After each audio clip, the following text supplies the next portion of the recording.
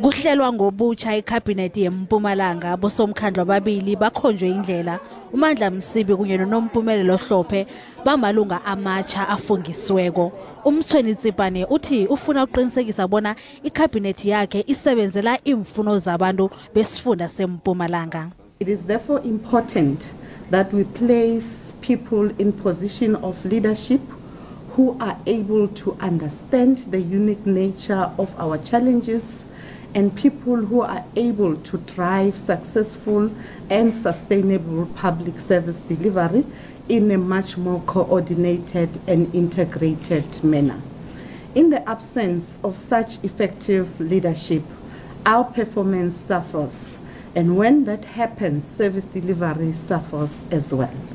It is therefore against this premise that I have made a decision to reconfigure the provincial cabinet with immediate effect. Usomkhandlu waphambilini wezokulima uMandla Msibi ukethwe godu kukhabhinethi njenganje ungusomkhandlu wezombuso hlanganyela nendaba zamasiko.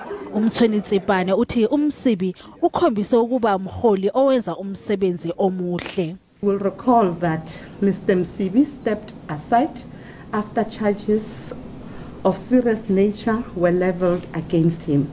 These charges have since been withdrawn. His decision to voluntarily step aside proved that Mr. Msibi believes in clean governance and served as an example to all other leaders who find themselves in the same position.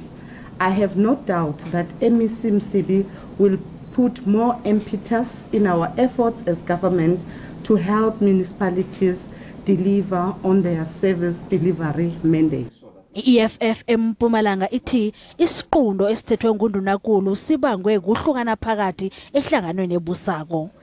Msibi was the MEC of Kokta before. What is it that is going to bring now that will change? Because he was there before and then now he's coming back to the same department. And then you take now Mandla Ndlovu, you bring him to public works. Mandla is still new in the legislature. He doesn't know anything about the legislature things. And now he's going to the big department that is dealing with the infrastructure of the province.